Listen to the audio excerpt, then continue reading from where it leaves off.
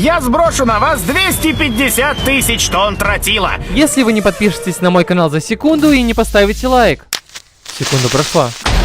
Одинокий неудачник с безнадежной работой умирает от сердечного приступа и перевоплощается в сына аристократа, обладающего божественными способностями. Арс был обычным уродливым неудачником, живущим в Японии и работающим на скучной работе. Когда однажды, возвращаясь обратно, у него случается сердечный приступ, и он немедленно умирает. В следующее мгновение он открывает глаза и оказывается в совершенно другом мире, когда смотрит на лицо красивой женщины, лежащей на кровати. В первый раз он подумал, что попал в больницу. Но потом он заметил летающую собаку, бродящую по комнате, в то время как горничная подошла поздравить Блонди. И именно тогда РС заметил в отражении, что он перевоплотился ребенком в альтернативном мире. 3 года проходят без каких-либо проблем, пока он учится читать и писать, приобретая невероятное количество знаний об этом мире. Он узнает, что королевство, где они живут, называется Летнее Четвертое Королевство, которое раньше было разделено на 7 разных королевств, прежде чем одно из них развязало войну и захватили континент. Он родился в королевстве, в семье знатного лорда из маленькой деревушки под названием Ламберг. Он также узнает, что в этом мире практикуется магия, и это волнует его больше всего. Но изучение магии остается для него мечтой из-за его юного возраста. Его жизнь очень роскошна, так как он живет в огромном доме, у него есть несколько слуг, которые всегда заботятся обо всех его нуждах. А шеф-повар готовит вкусные блюда каждый божий день. Еще одна его особенность заключается в том, что у него, похоже, есть способности, о которых никто не знает. Чтобы проверить это, он спускается в тренировочный зал, куда приходят тренироваться все домашние охранники и люди, стремящиеся вступить в ряды солдат. Все, кажется, очень рады видеть его, когда он садится, заметив, как мужчина надирает ему задницу, пытаясь научить сражаться копьем. Арс использует свою особую способность, которая показывает ему статистику любого человека, которого он захочет. Он замечает, что у парня есть способности D-ранга в обращении с копьем и мечом, но, похоже, у него есть B-ранг в стрельбе из лука. Он немедленно подбегает к нему и спрашивает, уставал ли он когда-нибудь пользоваться луком и стрелами, на что парень не воспринимает всерьез и смеется над этим прочь, так как он считает, что стрельба из лука – занятие для трусов и женщин. Наш друг говорит ему, что ему обязательно нужно попробовать один раз воспользоваться луком и стрелами. Но этот парень отказался бы даже попробовать. Но так как наш будущий лорд, он решил последовать его приказу и взял в руки лук на глазах у всех. Он выпустил стрелу, и, к всеобщему удивлению, стрела попала точно в цель с первой попытки. Все думают, что это была счастливая случайность. И вот парень начинает выпускать стрелу за стрелой, только чтобы увидеть, что все его выстрелы попадают в цель, и это заставляет его осознать его природный талант в стрельбе из лука. Он думает, что это наш талант, в то время как все начинают спрашивать его, откуда он знал, что этот неудачник будет хорош в стрельбе из лука. Но наш талант не хочет раскрывать свои способности и утверждает, что это просто инстинкты. Единственная проблема с этим навыком заключается в том, что он, похоже, не может видеть свои собственные характеристики, что его немного огорчает, но он возвращается в дом. Позже за обеденным столом он садится напротив своего устрашающего вида отца и проверяет свои характеристики только для того, чтобы увидеть, что у него есть способности ранга А по всем параметрам. И он достаточно силен, чтобы в одиночку победить 10 фехтовальщиков ранга В. Папа спрашивает, посоветовал ли он проигравшему попробовать себя в стрельбе из лука. РС честно отвечает, что да, и его папа просто говорит ему, что будущему лорду полезно уметь отличать талантливых людей от бездарных. После этого разговора за ужином я начинаю больше узнавать о том, как люди правят, и понимаю, насколько извращенным и безжалостным может быть реальный мир. Правители империи Саммерфорд, похоже, полностью коррумпированы, в то время как фермеры и бедняки восстают по всей округе из-за плохих условий жизни. В то время как политики работают против людей, используя полицейскую жестокость и другие коварные методы, которые делают этот мир таким же, как Америка. Он понимает, что если так будет продолжаться и дальше, то весь континент будет охвачен гражданской войной, и он, вероятно, будет вынужден повести свои войска в бой. Эта мысль по-настоящему пугает его, поскольку он еще не воин и сомневается, сможет ли такой человек, как он, сохранить свою семью и жителей Ламберга в целости и сохранности. На следующее утро он тайком выбрался из дома и начал бродить по улицам деревенского рынка. Но даже после того, как он надел плащ, люди, которые легко узнают в нем женщину, начинают спрашивать, не отправился ли он за покупками. Наш толстяк пристыдил ее и пошел дальше, начав искать людей с экстраординарными способностями, используя свой волшебный глаз. Он примиряется к кучке местных жителей только для того, чтобы обнаружить, что все они кучка бесполезных неудачников без перспектив на будущее. Через некоторое время он садится, так как его глаза начинают слезиться из-за чрезмерного использования магических способностей, и вдруг он слышит шум. Дверь распахивается, и белая женщина-расистка выбрасывает молодого человека на улицу, утверждая, что у нее нет работы для таких, как он. Он, похоже, ничего не знает об этой расе, но замечает, что люди называют его Малкином и утверждают, что он грязный и отвратительно. Он вдруг вспоминает, что читал о них в книге, где говорилось, что эти люди принадлежали к далекому континенту и были куплены жителями Саммерфорта в качестве рабов. Молодой человек просто сидит на земле голодный и побежденный, когда Арс подходит к нему и предлагает кусок хлеба. неба. Это удивляет человека, который представляется как Рэй, в то время как люди, стоящие рядом, удивляются, почему будущий лорд пытается помочь Малкину. На первой минуте Рэй выглядит скептически, но медленно берет хлеб и начинает жадно есть его. В то время как РС использует свой волшебный глаз, чтобы проверить свои показатели. К его абсолютному удивлению, этот парень оказывается настоящим профессионалом, обладающим множеством навыков ранга AES, что напоминает ему о лорде Рейвене, его собственном могущественном отце, поскольку он понимает, что этот парень собирается стать одним из лучших в мире. Самые сильные люди в этом королевстве. Его глаза начинают сверкать, а Рэй находит его жутким и начинает уходить, поблагодарив его. Будущий лорд следует за ним в переулок, в то время как Рэй говорит ему оставить его в покое. Но наш, наконец, раскрывает, что он сын лорда Лаванта,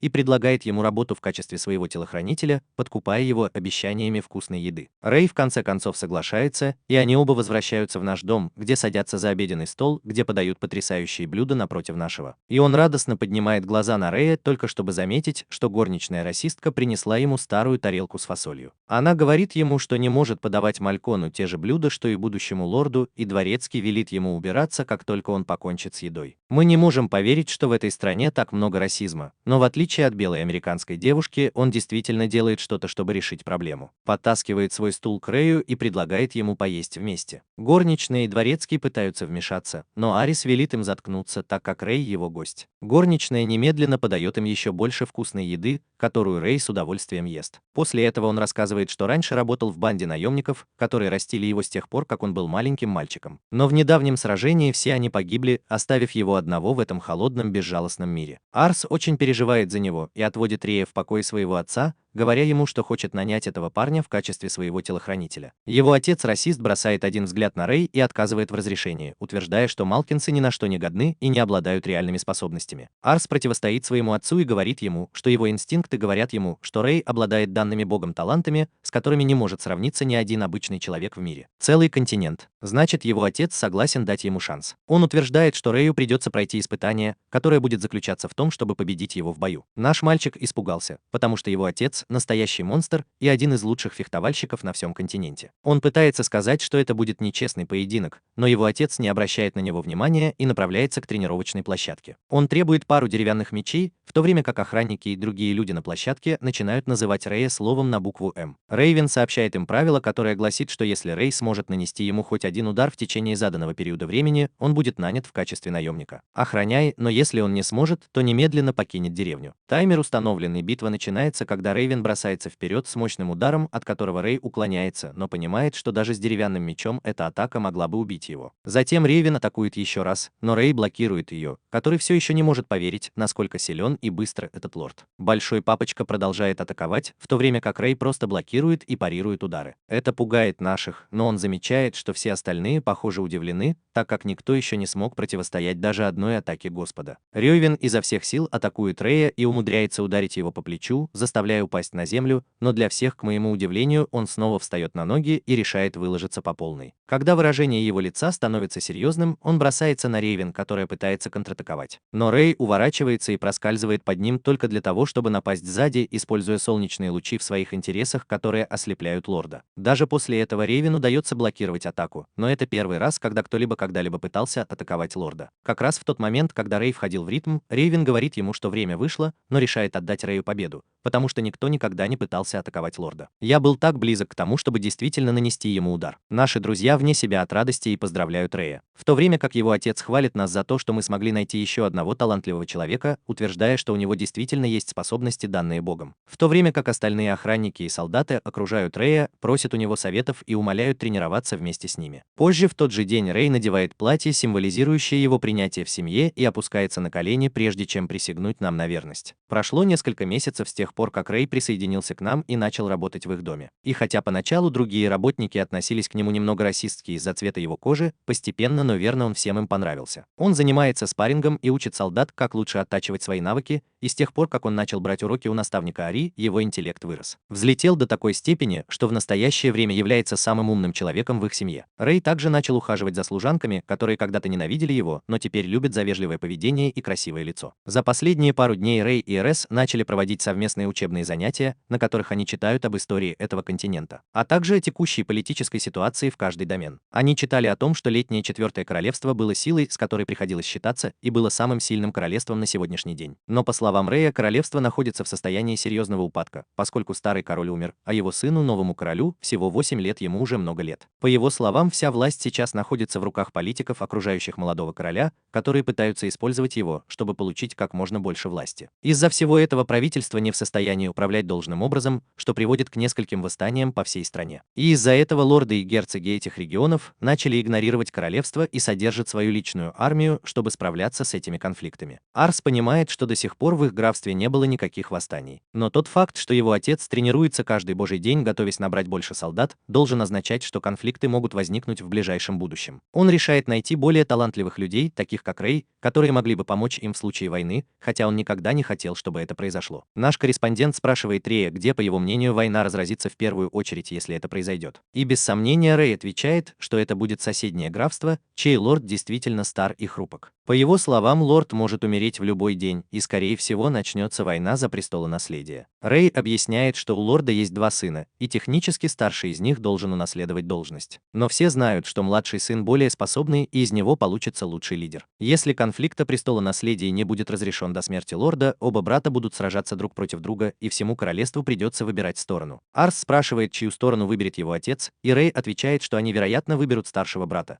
потому что, согласно законам, он законный наследник. Арс думает о том, что его отец все еще жив и может справиться со всеми этими проблемами, но беспокоится о том, что может произойти, если что-то пойдет не так. Ошибся, и его отец пострадал. Рэй сказал ему, что они должны быть в поиске отличных талантов, которые могут укрепить их позиции и повысить безопасность. Наши ребята от всего сердца согласны с этим, и они оба готовятся отправиться в соседний город на поиски каких-нибудь талантов. Проходя через передний двор, Рёвен останавливает их и говорит, чтобы они были начеку в поисках хорошего мага, поскольку хороший волшебник может стать ключом к победе в проигранной битве. РС знает, что у его отца нет никакого магического таланта, и однажды он вручил РС волшебный камень, чтобы раскрыть его скрытые способности. Но оказалось, что у него нет никаких способностей к магии, и его отец никогда не просил его попробовать еще раз. Они покидают свое маленькое графство и отправляются в соседний город, который намного больше, чем их маленькая деревня. И люди здесь, похоже, более состоятельны, чем в его родном городе. Он рассказывает Рэю о том, как он хочет, чтобы его округ однажды стал таким же, и Рэй просто улыбается, в то время как наш начинает искать таланты среди местного населения. К сожалению, он не может найти никого с навыками даже выше среднего, и, устав, садится на некоторое время. Рэй говорит ему, чтобы он не волновался, так как в этом городе проживает 50 человек, что в 10 раз больше, чем в их деревне, так что они обязательно кого-нибудь найдут. Прогуливаясь по широким улицам, Барс внезапно замечает маленькую грязную хижину, где кучка бедняков спит под открытым небом. Он удивлен этим, так как не ожидал, что в этом огромном городе, где так много богатых людей, может быть такая бедность. Рэй преподает ему жизненный урок и говорит, что в любом месте, где много богатых людей, будут люди, живущие в крайней бедности. Это заставляет нашего друга пересмотреть свои мечты о том, чтобы сделать свою деревню похожей на этот город. Немного позже они заходят на главный рынок, и глаза нашего друга начинают блестеть, когда он замечает, что продается так много вещей. Внезапно он слышит, как мужчина утверждает, что продает драконьи яйца, привезенные с другого континента,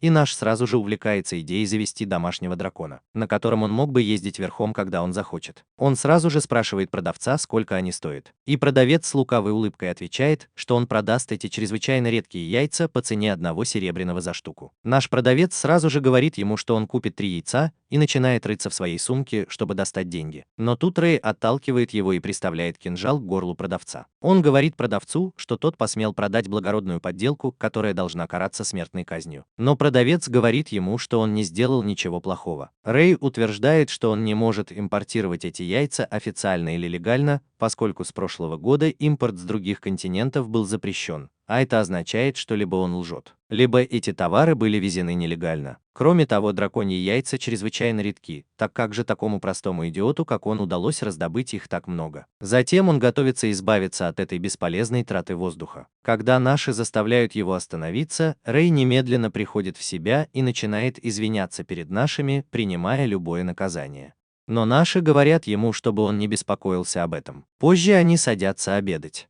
Когда наши решают купить что-нибудь на десерт в киоске, к его удивлению, в наш дом врывается карманник, крадет у него сумку с деньгами и убегает с ней. Рэй немедленно хватает нашу сумку и бежит за вором, который начинает лавировать в толпе, но Рэю удается сорвать плащ, и за ним оказывается молодая синеволосая девушка.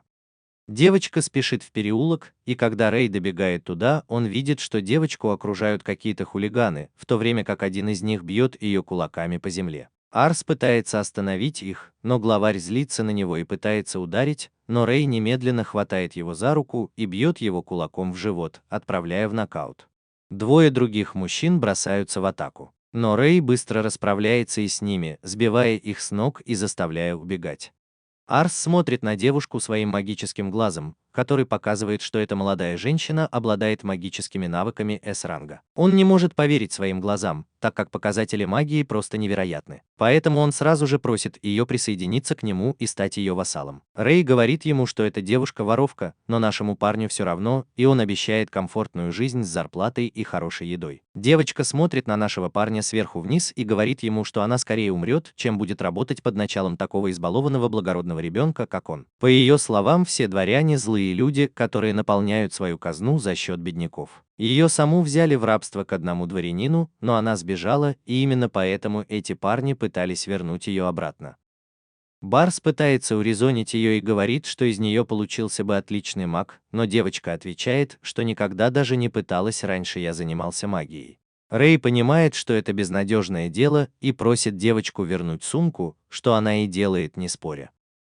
Внезапно в переулок входит группа маленьких существ и начинает толпиться вокруг девочки, так как оказывается, что она заботится об этих сиротах и кормит их. Наша девочка чувствует себя плохо и отдает ей сумку, и вскоре они уходят, когда наступает вечер. Позже той же ночью наш мальчик сидит на балконе, размышляя, найдет ли он когда-нибудь такой талант снова, когда они слышат, как группа детей плачет и зовет девочку-воровку. Они сразу же направляются вниз, чтобы спросить детей, что случилось, и все они плачут о том, как трое мужчин напали на Чару и забрали ее с собой. Тем временем Чару увозят на другой конец города, где головорезы бросают ее на пол перед работорговцем. Они начинают избивать ее, но она терпит все удары, не проронив ни единой слезинки. Работорговец говорит головорезам, чтобы они были осторожны с ее лицом, так как извращенный аристократ, который хочет ее купить, хочет, чтобы лицо оставалось как можно более красивым. Головорезы обещают быть осторожными, но один из них замечает мешочек с деньгами, который ей дали наши, и снимает его только чтобы узнать, что в нем полно денег. Внезапно Чар встает, выхватывает сумку у хулигана и пытается убежать. Но головорезы оказываются быстрее, и им удается снова поймать ее и прижать к земле. Работорговец говорит ей смириться со своей судьбой, поскольку даже если ей удастся сбежать, она просто проживет жизнь в страданиях, постоянно убегая, и умрет ужасной смертью. Прежде чем он смог сломить ее дух еще больше, дверь резко распахнулась, ранив охранявшего ее мужчину, и Рэй вошел в комнату. Блокируя первый удар и расправляясь со следующими двумя головорезами с чрезвычайной легкостью, он бросает свой нож в парня, стоящего рядом с предателем. Работорговец немедленно приказывает всем остановиться, чтобы они могли поговорить. Но наш человек в конце концов вбегает в комнату и спрашивает Шар, все ли с ней в порядке. Девочка кажется удивлена, увидев его здесь. В то время как работорговец понимает, что этот маленький ребенок, судя по тому, как он одет и как разговаривает, принадлежит к благородному сословию. Работорговец спокойно спрашивает, что он может для него сделать, и наш раб отвечает, что он хочет, чтобы он немедленно освободил девочку. Работорговец отвечает, что он не может этого сделать, потому что он не делает ничего противозаконного, поскольку продажа рабов в этом округе совершенно незаконна. Наш сотрудник говорит ему, что ему все это безразлично. Когда Чар заканчивает тем, что говорит ему убегать, если он хочет спастись, он оборачивается, чтобы посмотреть на нее. Еще раз проверяет ее статистику и обнаруживает, что ее амбиции едины, а это значит, что у нее полностью потерял надежду на какое-либо будущее. Он начинает болтать о том, что каждый человек заслуживает надежды и будущего, на которое он может равняться, что работорговец находит очень забавным и начинает смеяться, поскольку единственное будущее, на которое может надеяться раб, это почтительное служение хорошему хозяину. Арес разозлилась и велела ему перестать смеяться, так как взрослые должны следить за тем, чтобы дети оставались в безопасности. И заявила, что это ей решать, чем она хочет заниматься в будущем, а не таким подонком-работорговцем, как он. Чарл глубоко тронута этой речью. Она думает о том, что не может вспомнить, когда в последний раз плакала. С тех пор, как она была маленькой, ей приходилось справляться с жизнью в одиночестве, когда она бродила по улицам, останавливаясь в темных переулках во время ливней и даже зимой. Пока она искала на людей, у которых жизнь была намного проще. Она была вынуждена воровать, чтобы свести концы с концами, и даже тогда она не могла прокормить ни себя, ни кого-либо еще, как бы сильно ни старалась. Наблюдая, как кто-то заступается за нее, она расчувствовалась, и по ее щекам потекли слезы. С работорговца уже было достаточно, и он утверждает, что разговаривал с ней очень уважительно, потому что ребенок был дворянином. Но сейчас он прерывает работу без всякой на то причины, и его еще рано будить. Толпа головорезов спускается по лестнице и собирается вокруг них, когда он угрожает причинить им вред. Но наш парень просто смотрит на Рэя, который говорит ему не волноваться, так как все под контролем. Один из головорезов говорит нашему стрелять, потому что он ненавидит тявкающих детей,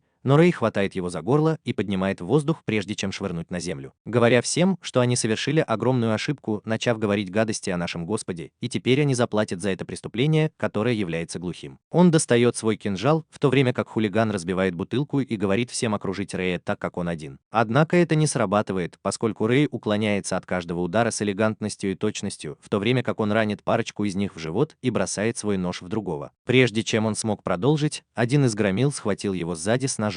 Но Рэй просто повалил его на землю, напугав работорговца, который позвал магов. Оба мага тут же произнесли свои основные огненные заклинания и выстрелили в Рэя, который легко пробился сквозь их магию и выбил из них все дерьмо. Работорговец в этот момент в ужасе, поэтому он наконец использует козырную карту, когда сверху появляется огромный мужчина, потягивая немного эля, пока спускается вниз. Он спрашивает, из-за чего весь этот шум, и работорговец объясняет ему, что происходит, что приводит мужчину в ярость, и он готовится вышвырнуть этих людей вон. Чар говорит Арсу, что этот парень огромная проблема, и что ему следует убежать, но Арс проверяет его статистику и говорит Чару, что это должен быть легкий матч. И как он и сказал, Рэй легко уклоняется от первой атаки, повиснув на люстре, а затем спрыгивает вниз, чтобы ударить его ногой в лицо. Мужчина злится и бросается, чтобы схватить Рэя, но он слишком силен и хорош в драке и сразу же заканчивает матч чистым ударом апперкот в подбородок, который отправляет толстяка в нокаут. Работорговец уже порядком напуган и говорит им, что то, что они делают, незаконно. Но Арс достает мешочек, наполненный монетами, и говорит ему, что купит ее. Работорговец утверждает, что он уже продал девушку другому аристократу, но Рэй вмешивается и говорит работорговцу, что они все равно забирают девушку. Так что он может взять деньги, если захочет. Оставайся без гроша в кармане и разбирайся с другими дворянами. Работорговец в конце концов уступает этой угрозе и принимает деньги, законно продавая золото за рупии. К тому времени, когда они выходят из офиса работорговца, уже наступает утро. Но прежде чем они успевают куда-либо пойти, Шар заявляет, что хочет им что-то показать. Она ведет их на холм, где она с трудом передвигается, выглядя в точности как я, но в конце концов достигает вершины только для того, чтобы увидеть самый красивый вид на город. Она утверждает, что это было ее тайное место, куда она приходила всякий раз, когда чувствовала себя подавленной, и хотела показать им это в знак благодарности. Арис любуется великолепным видом, в то время как Рэй вручает ей волшебный медальон, чтобы проверить, насколько сильна ее магия. Она надевает его себе на шею и предупреждает их, что не думает, что обладает какой-либо магией, поскольку никогда ее не пробовала. Но в тот момент, когда она произносит заклинание, огромная волна амана вырывается из нее, создавая огромный огненный шар, который взрывается в небе, оглушая всех в городе, включая нашего Рэй. После этого она снова встречается с детьми-сиротами и обещает навестить их как можно скорее, прежде чем отправиться в обратный путь к нам домой. После того, как они наконец возвращаются домой, наш ребенок встречается со своим отцом, который в первом классе думает, что у нашего ребенка появилась новая посудомоечная машина. Наш ребенок говорит ему, что она отличный маг и будет эффективна на поле боя. Но его отец отвергает ее, утверждая, что женщинам место на кухне, а не на поле боя. Чтобы доказать свою ценность, Чар запускает в небо безумно сильный огненный шар, шокируя Рейвен, которая немедленно сбрасывает его как колоду карт. И приветствует ее в семье Луван, и все они заходят внутрь. Я готов к приключениям, которые ждут меня на следующий день. Прошло уже 3 года с того дня, как он завербовал Чар, чтобы она стала его вассалом. И с тех пор его отец принимал участие во множестве мелких и крупных сражений, легко побеждая во всех из них. Несмотря на то, что настроение на всем континенте довольно плохое из-за постоянных войн. Моральный дух солдат этого графства довольно высок благодаря удивительной военной тактике его отца,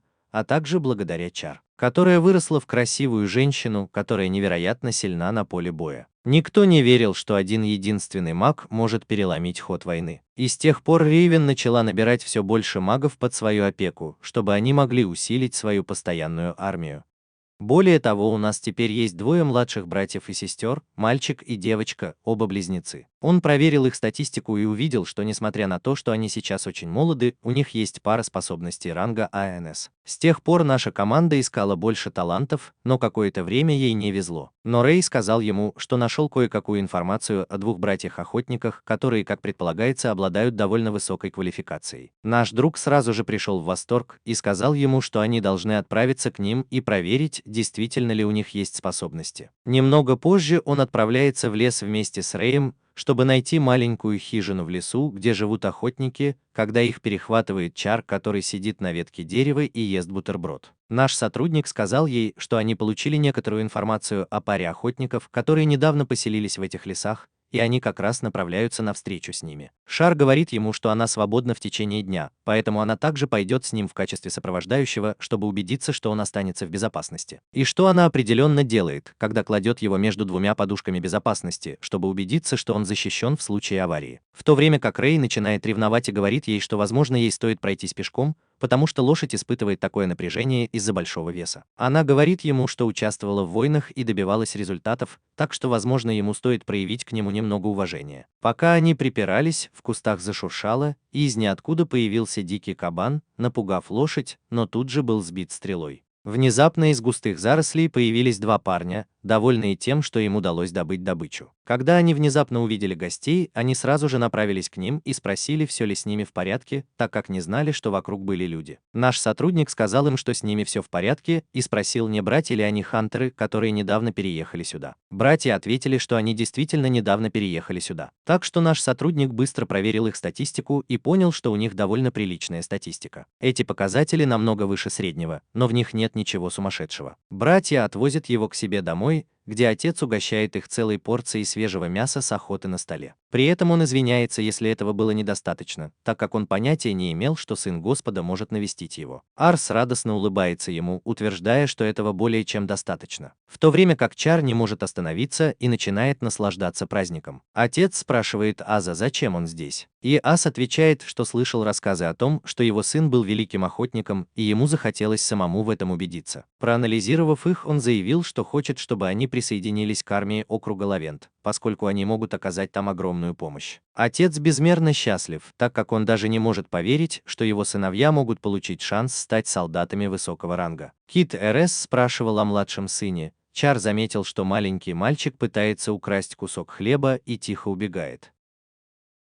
Но его отец ругает его и говорит, чтобы он представился должным образом. Наш первый не придал этому большого значения, но все равно решил проверить его статистику. То, что он увидел дальше, просто поразило его, так как у парня интеллект на 100% выше среднего, и он тактик С-ранга. Он расплескал весь напиток и начал кашлять, думая, что такой уровень интеллекта является легендарным. И он сомневается, что кто-либо во всем королевстве может превзойти его в сообразительности. Его отец извиняется за ребенка и утверждает, что в отличие от своего старшего брата, Роуз довольно неуклюжий. Но глаза Арса сияют, когда он смотрит на него, и он заявляет, что определенно хочет сделать Роуза своим вассалом. Это шокирует старика, а также его сыновей, которые не могут в это поверить. Отец говорит нашему отцу передумать, так как Роза будет только мешать. Но наш отец подходит к ребенку и взволнованно спрашивает, не хотел бы он стать его вассалом и работать на него. Мальчик смотрит на меня со страхом, думая, что эти люди собираются заставить его взять в руки оружие и участвовать в битвах. Он начинает плакать и сразу же отказывается, утверждая, что в конечном итоге легко умрет. Его отец ругает его за то, что он так разговаривает с дворянином, но Роуз просто убегает и прячется в своей комнате. Нашему ребенку грустно, потому что его постоянно отвергают, но отец извиняется перед нашим, утверждая, что Роуз никуда не годится. С тех пор, как умерла его мать, Роуз замкнулся в комнате в одиночестве и, в отличие от своих братьев, никогда не упражняется в стрельбе из лука или колке дров, делая он был плохим охотником.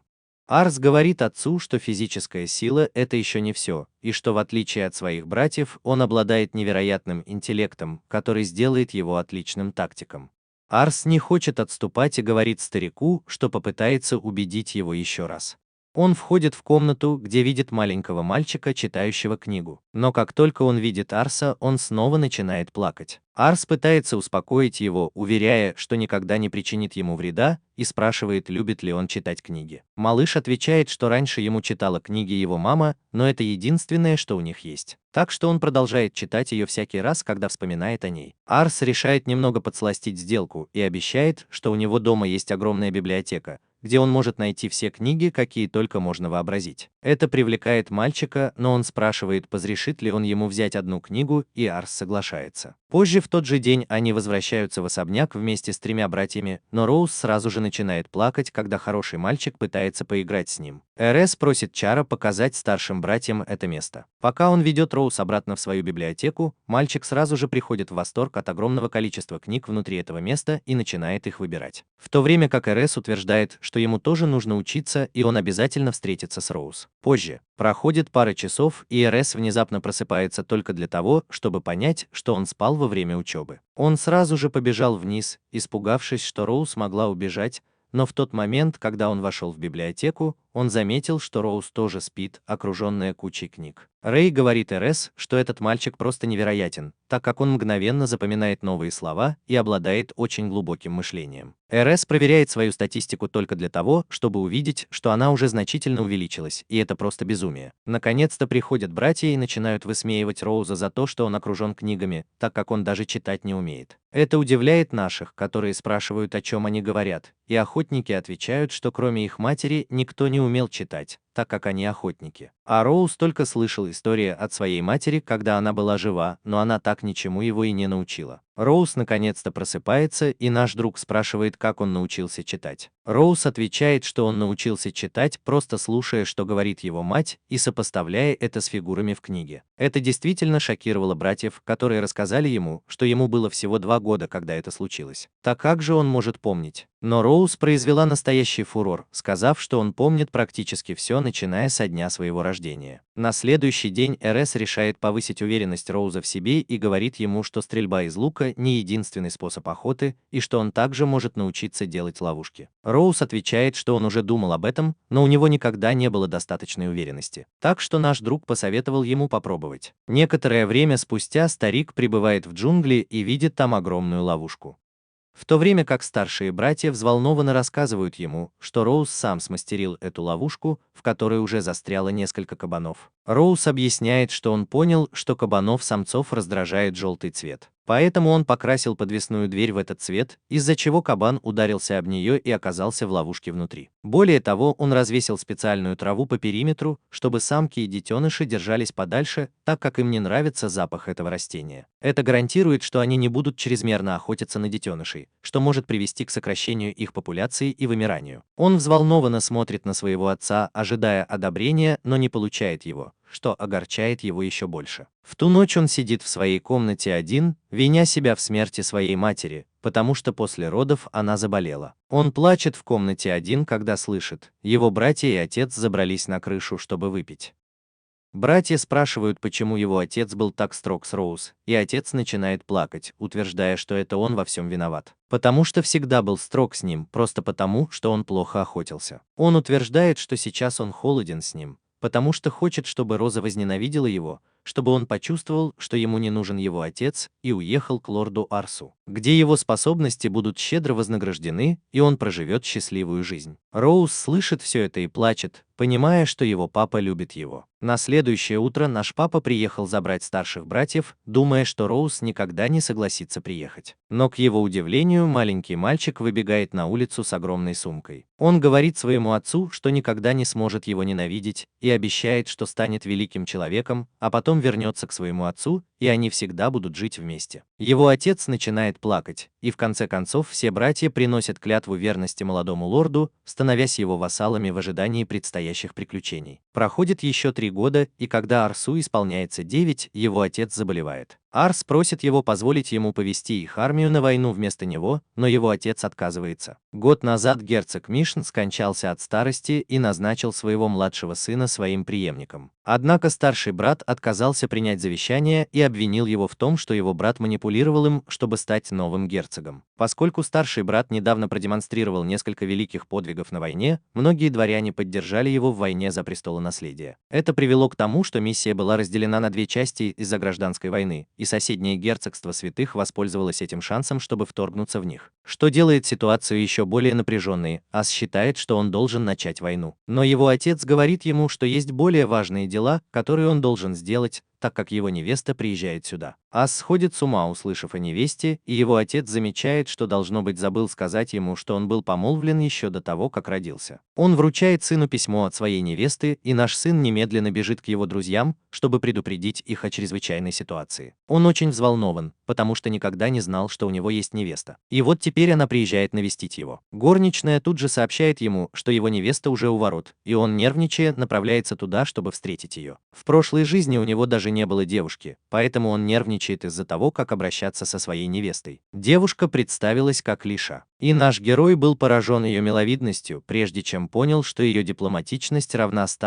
а амбиции 80. Он застигнут врасплох и думает, что Лиша опасный человек, который может попытаться завладеть его семьей, притворяясь милой девочкой. Однако, когда она улыбается ему, он внезапно забывает о том, чтобы помешать ей возглавить его семью, и вместо этого начинает заискивать перед ней. Он приглашает ее войти, и Лиша со своим дворецким видит, как все слуги спешат подготовиться к встрече с ней. Ее дворецкий собирается стать расистом, увидев Рэя, но Лиша останавливает его. Она знает о Рэю и его великих достижениях на поле боя и просит своего дворецкого извиниться за то, что был груб с ним. Дворецкий извиняется перед нашим дворецким, который говорит, что все в порядке. После этого горничная дарит Лики и букет роз в знак приветствия, и она с радостью принимает его. Она ходит по дому, делает комплименты и вежливо здоровается со всеми находящимися там слугами. Наши могут только смотреть на нее с благоговением, не в силах понять ее истинных намерений. Вскоре они садятся ужинать, и Лиша замечает, что у него на лице немного соуса. Наш мальчик взволнован и быстро вытирает его. При этом он думает, что Лиша действительно хороша в общении, и даже он может без особых усилий поддерживать с ней светскую беседу. Она тоже очень милая. И если бы он заранее не увидел ее высокую дипломатичность и честолюбие, он бы уже влюбился в нее. Затем Лиша замечает, что по дороге она увидела город Ламберг, и он показался ей довольно оживленным. Наш друг говорит, что он бы с удовольствием показал ей окрестности, если бы погода была ясной, и Лиша говорит ему, что это скоро произойдет. Почти сразу же дождь прекращается, и облака расступаются, уступая место солнечному свету. Наша девочка выходит из себя и спрашивает Лишу, может ли она случайно управлять погодой. Она отрицает все обвинения и говорит, что просто увидела облака по пути сюда и поняла, что они быстро пройдут. Лиша просит наших друзей показать ей город сейчас, когда погода прояснилась, и он более чем счастлив это сделать. Они направляются на рынок, и все здороваются с нашими друзьями и спрашивают его о девушке, которая с ним. Он представляет ее как свою невесту, и дамы сразу же начинают распространять хорошие новости. Вскоре мы попадаем в место, где два торговца ссорятся из-за того, что один из них доставил другому волшебные камни не того типа. Наш герой считает, что он должен разрешить конфликт как наследник этой территории, иначе Лисио объявит его некомпетентным и узурпирует территорию. Внезапно туда приходит Чар и предлагает одним выстрелом убить двух торговцев, чтобы заставить их замолчать навсегда, но Лиша говорит ей, что она не может этого сделать. Она сразу же называет ее легендарной волшебницей и утверждает, что она ее большая поклонница. Лиша растирает Чару маслом и просит пожать ей руку, и ей удается расположить ее к себе. После этого она просит нашего друга позволить ей уладить конфликт в обмен на небольшую услугу с его стороны. Прежде чем он успевает принять решение по поводу ее просьбы, Лиша уже стоит перед двумя торговцами и просит их прекратить ссориться, чтобы они не испортили свои красивые лица. Она представилась как наша невеста, и мужчины перестали ссориться и поздравили ее.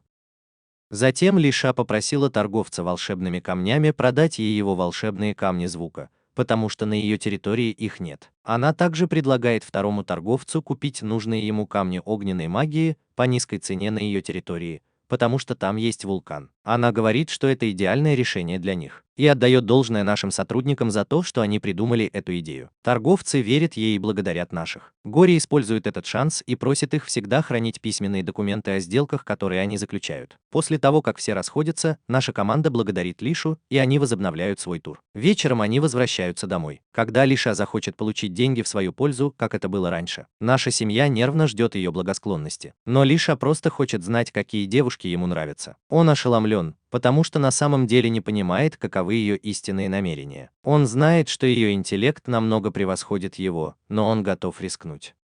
Он говорит Лики, что ему нравятся люди, которые честны и правдиво выражают свои намерения. Она просто улыбается и говорит, что примет это за рекомендацию. В тот вечер они хорошо поужинали, а потом наш друг отправился спать, все еще задаваясь вопросом, каковы истинные намерения его невесты. Когда он поднял простыню, он был потрясен, обнаружив, что там прячется Лиша, но она попросила его вести себя тихо. Наш друг сказал, что она ошиблась комнатой, но Лиша сказала ему, что пришла сюда специально, чтобы удивить его. Она ссылается на их разговор, в котором он сказал ей, что ему нравятся честные люди, и она хочет поговорить с ним на чистоту прямо сейчас. РС наливает им чай, чтобы начать разговор, и Лиша спрашивает его, что он о ней думает. Он выплевывает свой чай из-за неожиданного вопроса и спрашивает ее, что она имеет в виду. Лиша показывает, что у нее есть навык, который позволяет ей видеть эмоции человека, даже когда он их скрывает. Когда она встретила нашего друга в первый раз, эмоцией, которую она прочла на его лице, было сомнение. Лиша утверждает, что она пыталась быть дружелюбной с ним, чтобы уменьшить его сомнения. Но они только усилились, и он даже попросил ее быть честной с ней. Она спрашивает нашего друга, в чем именно он ее подозревает. И он понимает, что все эти неприятности начались из-за того, что он взглянул на ее статус. Он решает быть честным с ней и показывает, что может видеть различные качества других людей. Он заметил ее высокую дипломатичность и честолюбие, что заставило его задуматься, не было ли ее хорошее поведение просто игрой. Теперь Лиша все понимает и признает, что у нее действительно высокие амбиции. Наш друг спрашивает ее, что это за амбиции. Она краснеет и говорит, что мечта каждой женщины – найти выдающегося мужчину, который влюбится в нее с первого взгляда.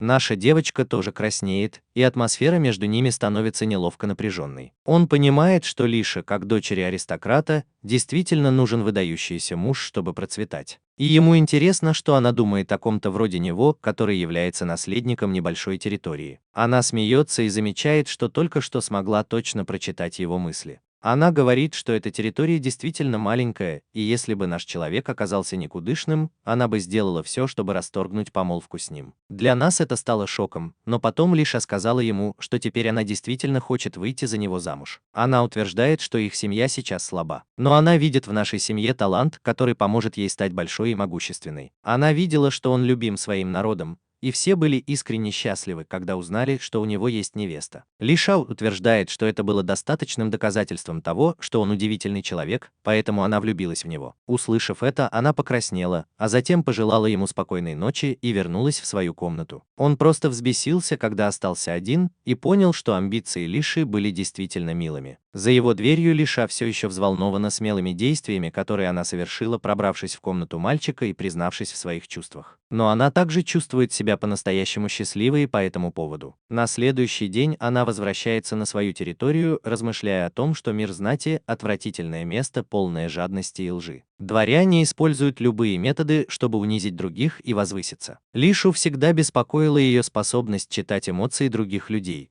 потому что их эмоции всегда были неприятными. Она считала свою способность проклятием, пока не увидела женщину, которая была счастлива в браке с сильным и преуспевающим мужчиной. В тот день она поняла, что если она также выйдет замуж за человека с выдающейся властью и репутацией, то сможет выбраться из этого мира полного негатива. Поэтому она отточила искусство лжи, чтобы угодить людям, читая их эмоции, и одновременно искала крепкую семью, в которую можно было бы вступить замуж. Ликия не собиралась выходить за нас замуж из-за его слабой семьи, и первоначальное впечатление, которое он произвел на нее, тоже было не очень хорошим. Он становился все более и более подозрительным по отношению к ней, что бы она ни делала. Но потом он сделал нечто такое, что покорило ее сердце. Пока они шли по рынку, наш друг извинился перед ней за то, что дороги слишком неровные для ее нежных ножек, и принес ей немного мази на случай, если ей будет больно в обуви она. Именно в этот момент Лишер понял, что наш друг был невероятно добрым человеком. И в сочетании с уважением, которое он вызывал у своих людей, она сразу же подумала о нем как о своем идеальном мужчине. В тот момент она влюбилась в него по уши. Теперь Лиша думает, что наш мальчик способный и сильный, но в то же время он добрый, и она не может допустить, чтобы это стало его слабостью. Как человек, который однажды станет для него самым близким человеком, она клянется, что уничтожит все препятствия, которые встанут на пути их счастливого будущего. После их первой встречи Арс и Лиша начинают часто обмениваться письмами. Арс чувствовал себя немного встревоженным,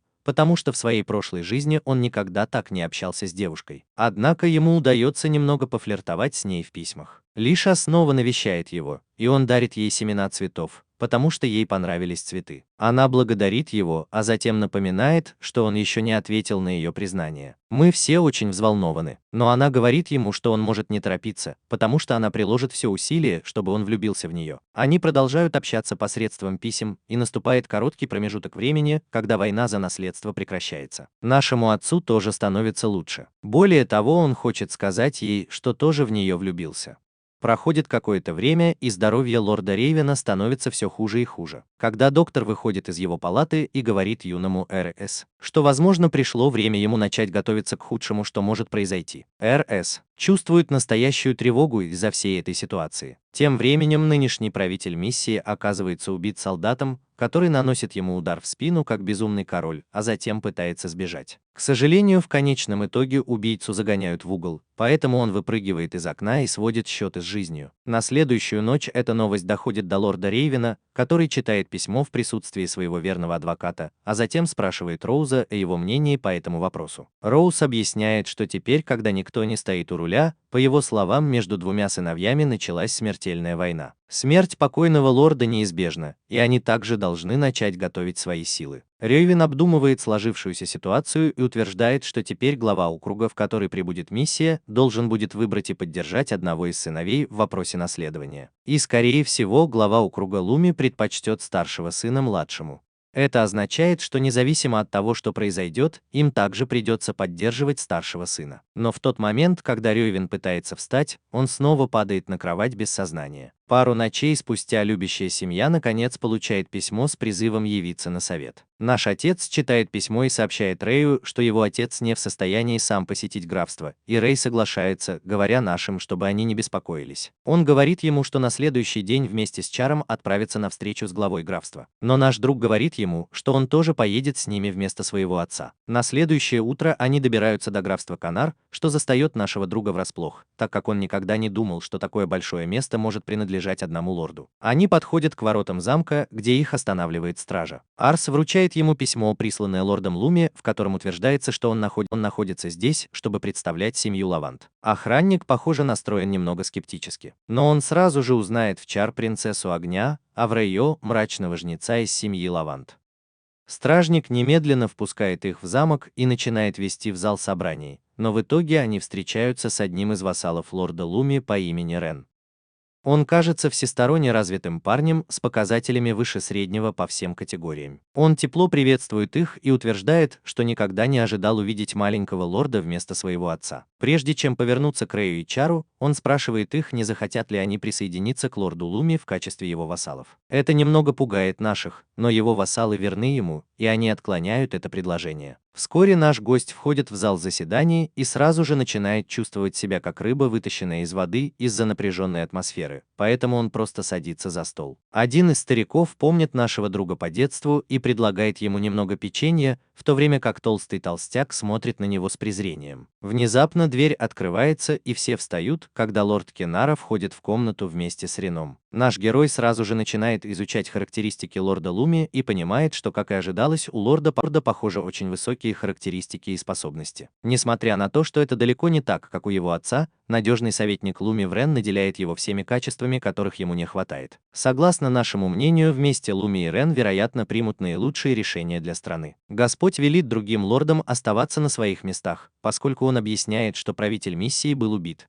А это означает, что близится кровопролитная война. Он говорит им, что созвал их всех, чтобы дать понять, что все они собираются поддержать лорда Корана, старшего сын важнее младшего сына. И если у кого-то есть какие-то проблемы, они должны высказаться сейчас. И старик, и толстяк сразу же заявили, что у них с этим нет никаких проблем. Наш брат тоже последовал их примеру и пообещал поддержать старшего брата в предстоящей войне. Господь продолжает говорить, что все они должны иметь под рукой постоянную армию, потому что он опасается, что соседнее графство может попытаться воспользоваться этой ситуацией и напасть на них. Если это произойдет, им придется позаботиться о том, чтобы у них было достаточно войск для защиты. После этого он распускает суд, но перед уходом подходит к нашему судье и хвалит его за то, что он присутствовал на совете вместо своего отца. Луми утверждает, что несмотря на то, что территория Ламберга очень мала, в последние годы они приобрели какой-то невероятный талант, который привел к тому, что они стали единым целым, одна из самых сильных сил в округе. Он говорит нашим, чтобы они продолжали хорошо работать, и уходит. Однако, прежде чем наши успели двинуться с места, толстяк останавливает его и представляется отцом лишь. Он говорит нашим, что его дочь в последнее время очень расстроена из-за того, что он больше не отвечает на ее письма. Внезапно наш вспоминает, что хотел отправить ей ответ, но каждый раз, когда он садился писать, что-то его прерывало. Толстяк утверждает, что он знает, что его дочь была действительно умной даже в юном возрасте, и из-за этого он не уделял ей много внимания. Из-за этого она стала проводить больше времени в суде и научилась всем тактикам и хитростям от политиков. В конце концов, он говорит Ас, что сначала скептически относился к этому мальчику-лорду, за которого она хотела выйти замуж, но теперь он убежден, что наши могут справиться с ней. И он извиняется за это. Свирепо глядя на нее, он извиняется в ответ и обещает написать ей ответ. Вернувшись на территорию Ламберга, лорд Рейвен похвалил РС за участие в военном совете и назвал его взрослым мужчиной за то, что он решился на этот шаг. Это действительно делает его счастливым, но он знает, что его навыки все еще очень слабы, поэтому он начинает тренироваться каждый день с Рэем. К сожалению, несмотря на то, что все совершенствуются, он, похоже, совсем не может стать лучше. Рэй советует ему сделать перерыв, но он отказывается, так как знает, что не может рисковать. Он помнит, как во время каждого тренировочного боя его жестоко избивали, потому что сколько бы книг он ни прочитал, он не может победить никого, у кого есть реальный практический опыт. Внезапно Роза выбегает во двор и вручает ему письмо. Оказывается, это письмо от лорда Луми, в котором он предупреждает всех, что соседнее графство вторгается на территорию старого лорда и им нужно выступить против него. Это действительно пугает наших, но он знает, что его отец не годится для командования армией, поэтому он созывает свои войска и пытается произнести речь. Внезапно за его спиной появляется его отец и заявляет, что он возглавит войска. И когда РС пытается возразить, Рёйвен просто отвечает, что он еще не воин. Чтобы доказать это, Рёйвен приводит заключенного в камеру смертников и велит нашему наблюдать за казнью, обещая, что если он сможет сохранять спокойствие, то позволит ему повести ее войска в бой. Преступника доставляют в полицейский участок, где ему немедленно отрубают голову. И как Рёйвен и ожидала, наш герой все еще слишком добр и слаб, когда его начинает рвать на землю. Рёйвен приказывает своим войскам выдвигаться, и все они следуют за ним, оставляя бедного Р позади, пока он плачет из-за собственной слабости, задаваясь вопросом, увидит ли он когда-нибудь снова своего папу после этой войны. Конфликт был затяжным сражением продолжительностью в 1 месяц, в котором их силы превосходили численностью более чем в 5 раз. Но благодаря превосходной тактике Розы, которая превзошла вражеских генералов, великолепным магическим атакам Чара, которые потрясли врагов до глубины души и наполнили их страхом, в то время как лорд Рейвен и Рэй использовал свои смертоносные боевые способности, чтобы прорваться сквозь вражеские ряды, как горячий нож сквозь масло. Их армии в конце концов одержали верх и разгромили гораздо более крупные силы противника, прежде чем захватить замок. После месячного завоевания лорд Рёйвен и его знаменосцы вернулись домой через 4 дня после 12-летия Арса. Его жена и 2 младших детей оставались рядом с отцом, пока его состояние ухудшалось, боясь, что они потеряют своего отца. К тому времени, как наступила ночь, наш сын вернулся в палату своего отца весь в синяках и побоях и спросил Рэя о состоянии его отца. Рэй объяснил, что случилось с его отцом и насколько плохо его состояние, прежде чем спросить, не причинил ли кто-нибудь вреда нашему отцу. Он просто ответил, что получил травму во время тренировки и что в этом нет ничего страшного. Ему грустно, потому что его отец был вынужден возглавить Конкистадор, несмотря на то, что был очень болен, просто потому, что наш отец не был готов к этому. Рэй уверяет его, что это не его вина, потому что он еще очень молод, но это не имеет значения для наших, которые благодарят его за добрые слова, прежде чем повернуть назад. Чар говорит Рэй, что она слышала, что он тренировался с тех пор, как они отправились на завоевание, и его поведение изменилось. Он перестал смеяться и забыл обо всем на свете, тренируясь день и ночь против людей, которые сильнее его, в надежде стать лучше. Внезапно их размышления прерывает стук в дверь, из-за которого Рэй начинает беспокоиться, потому что уже так поздно, и видит, что Лиша вместе со своим дворецким ждет у входной двери. Она выглядит очень обеспокоенной и извиняется за то, что пришла так поздно, но Лиша прямо спрашивает, все ли у нас в порядке. Она утверждает, что с тех пор, как начался конфликт, его письма стали странными. Раньше они были полны эмоций, когда он говорил в письмах, но сейчас его письма кажутся более или менее формальными, поскольку в них нет эмоций. Рэй извиняется от своего имени и просит Лишу не делать этого, думая о нем плохо, потому что у него есть на то свои причины. Но Лиша утверждает, что она не расстроена, но она просто беспокоится за нас и спрашивает, что случилось. Рэй решает рассказать Лише обо всех событиях, связанных с казнью, и о том, как он винит себя в ухудшении здоровья своего отца, потому что у него не хватило сил взять ситуацию под контроль.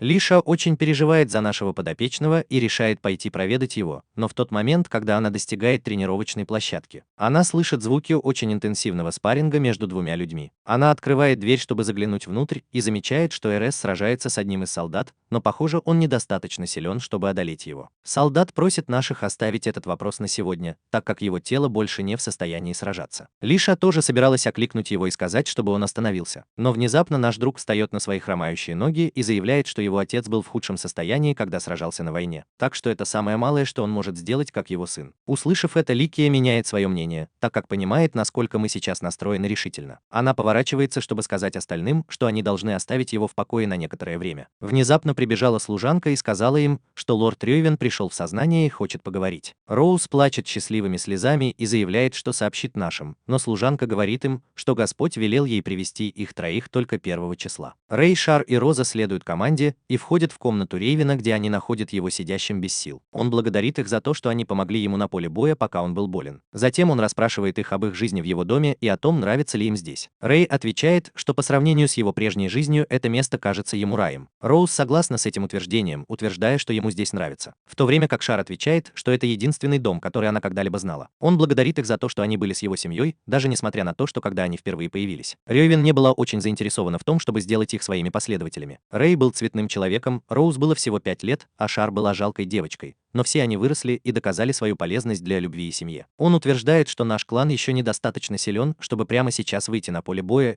и навязывать ему власть в таком юном возрасте будет очень жестоко. Но он не думает, что у него сейчас есть другие варианты. Стоя на пороге смерти, ты понимаешь, как много ты еще не успел сделать. Потому что он сожалеет, что не взял нас с собой на поле боя раньше, чтобы показать ему жестокую реальность этого мира. Он всегда пытался укрыть его от сурового холодного мира, думая, что сможет защитить его. Но теперь уже слишком поздно, так как он не думает, что проживет долго. Он разговаривает с ними как отец, а не как их повелитель. Он умоляет их поддержать нас с этого момента, когда он не может, и склоняется перед ними. По щекам Роуза текут слезы, когда он заявляет, что будет учиться так усердно, как только возможно, и постарается помочь нам с каждой возникающей проблемой. Джар утверждает, что он ничего не знает о лидерстве, но она хочет помочь нам реализовать его мечту о создании утопии, поскольку она полностью доверяет ему. Рэй говорит прямо и утверждает, что его жизнь была ничем до того, как он встретил нас, поскольку он придал смысл своей жизни и обещает сделать это. Сражайся бок о бок с нами, как его меч и щит, до самой смерти. Все они благодарят лорда Рейвена за то, что он доверил им это задание, и уходят. После этого вызывают Лишу, а остальные трое уходят, и это уже первая встреча Лиши с лордом Рейвеном. Он извиняется за то, что встретил ее в таком состоянии, и утверждает, что хотя она с ним раньше не встречалась, он уже встречался с ней раньше. Это было много лет назад, когда умерла ее мать. Рёйвен также присутствовал на похоронах, где он увидел Ликию молодой девушкой, плачущей от горя, как и любой другой человек хотел бы. Но когда ее младший брат начал плакать, потому что был голоден, Лиша немедленно вытерла слезы и дала брату немного печенья, чтобы поесть. Именно в тот день Рейвен поняла, насколько она добра, и решила предложить своему отцу обручиться с нами. Он умоляет ее быть с нами в трудную минуту и помочь ему управлять территорией. Лиша начинает плакать, рассказывая ему, как сильно наш старается быть похожим на своего отца, что вызывает улыбку на его лице, когда он утверждает, что она, кажется, по-настоящему влюблена в него. Она выходит из комнаты только для того, чтобы увидеть, как Рэй торжественно смотрит на Луну, и после того, как он скрылся из виду. Он разражается неконтролируемыми слезами, видя, в каком состоянии был лорд Рёйвен. Некоторое время спустя вызвали нашего врача, и он пришел с кучей лекарств. Когда он начал рассказывать своему отцу обо всех исследованиях, которые он проводил в отношении своего состояния, а также утверждает, что, возможно, ему удалось добиться некоторых прорывов. Рёйвен велит своему сыну сесть рядом с ним и начинает говорить с ним как отец, рассказывая ему свою историю. Он утверждает, что был родом из бедной местности, где лорд был чрезвычайно коррумпирован и облагал бедных фермеров большими налогами. Устав от всего этого, Рёйвен в конце концов сбежал из своего дома и территории и добрался до главного города, где увидел мэра в первый раз в своей жизни. Мэр великолепно смотрелся на своем коне, и с того самого дня Рёйвен решил сделать что-нибудь из карт, которые ему раздавали, и начал самостоятельно учиться владеть мечом. Довольно скоро он стал хорош в этом деле и в конечном итоге отличился в нескольких битвах, которые постепенно привели к тому, что он получил статус лорда территории Ламберг. И именно там началась его настоящая жизнь. Он говорит нашим, чтобы мы не винили себя в этой ситуации, и утверждает, что ему нужно быть сильным и заботиться о людях на этой территории. Наш начинает ломаться, но берет себя в руки и обещает быть справедливым и добрым лордом, когда придет время, и защитить свой народ и свою семью. Семью от всякого вреда. После этого они проговорили всю ночь как отец и сын. а когда наступило следующее утро, лорда Рейвена уже не было рядом, чтобы позаботиться о своей семье. В тот вечер состоялись похороны, и почти весь Ламберг пришел, чтобы присутствовать на кончине своего справедливого и доброго господина. Он подозвал к себе своих братьев и сестер, чтобы утешить их, прежде чем выразить свое почтение похоронам и возложить цветы. У него на глаза наворачиваются слезы, но он берет себя в руки и говорит своим подданным, что его отец научил его очень многому, и он разговаривал с ним всю ночь. Он утверждает, что его отец доверил ему присматривать за всей территорией. Он поворачивается к ним и честно заявляет, что он не такой сильный, как его отец, и не такой закаленный. Но он обещает всегда заботиться о них в меру своих возможностей и просит их поддержки в эти трудные времена. Это действительно трогает сердца его народа, когда они выкрикивают его имя, заявляя, что последуют за ним в глубины ада. Чар помнит то время, когда она изо всех сил рвалась в бой, а Рейвен пришла проведать ее и сказала, чтобы она успокоилась, так как в любом случае у нее все отлично получается. Роуз также помнит его доброту, потому что когда он учился по ночам зимой, лорд Рейвен приходил проведать его и давал ему свое одеяло, прежде чем сказать, чтобы он немного отдохнул и не переутомлялся, так как он все еще ребенок, которому есть куда расти. Наш герой чувствует благодарность за то, что рядом с ним так много любящих людей, и благодарит их за преданность. В то время как все они преклоняют колени, когда начинается правление нового лорда, которое принесет с собой свои собственные испытания. Проходит пара недель, и кажется, что все идет хорошо в регионе, контролируемом любовью и семьей,